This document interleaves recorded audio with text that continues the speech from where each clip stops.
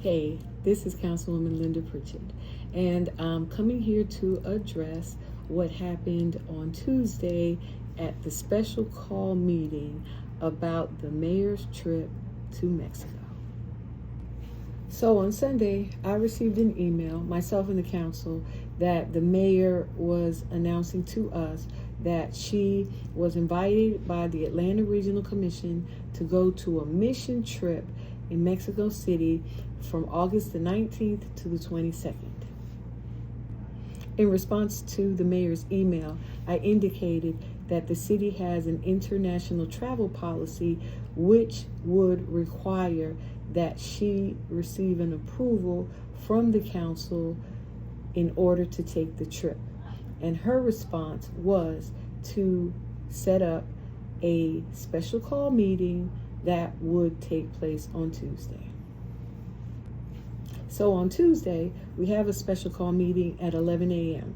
The majority of the council was there, and the mayor pro tem participated remotely.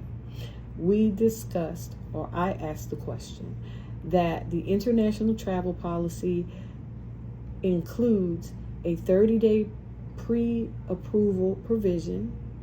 30 days prior to the trip, you must submit the documentation on the trip, the public purpose for the trip, the itinerary for the trip, and I guess the travel forms and that kind of thing. So what we actually received was a typed up document, this document right here, that was a memo from the mayor to the council, and it included a typed up itinerary, but not the actual itinerary that came from Atlanta Regional Commission. But it did have this travel form. So it tells us what the costs were.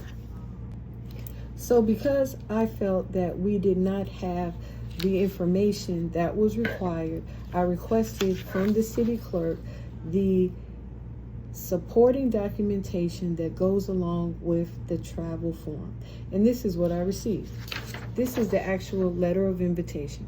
The letter of invitation from the Atlanta Regional Commission says that they would like to extend an invite for the Mayor Gums, to attend the Link 2026 program in Mexico City this August. And she can see a full detail of this invitation in the email below. However, we are now on a wait list. You can use this URL to register, which will allow you to bypass the wait list. So, in the special call meeting, I asked the mayor specifically, when did she find out about this trip? Her response was July. This letter is dated Tuesday, June 9, 2026. On to the next document.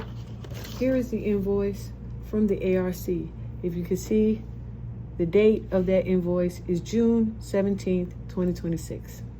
That's the date that the invoice was received by the mayor to pay for this trip.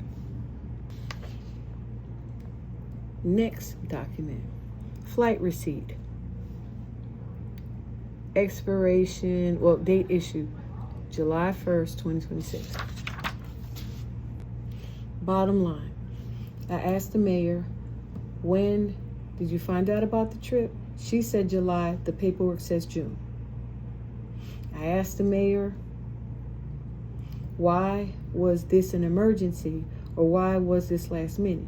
She said she was trying to decide whether or not she wanted to go on the trip. But from everything that I have presented in these documents, she already planned to go. She bought the plane ticket. She had the invoice for the event. The travel form wasn't approved until the day before. But why did it take so long? What was the last minute thing? That's what I don't understand. And I still don't understand that. But here it is in a nutshell. We have a policy that we aren't adhering to. I didn't agree with the policy in the first place. I didn't promote it. I didn't come up with it. However, Mayor Gums when she was a council member, was one of the council members that insisted that this policy be put in place. And now she does not want to follow the policy.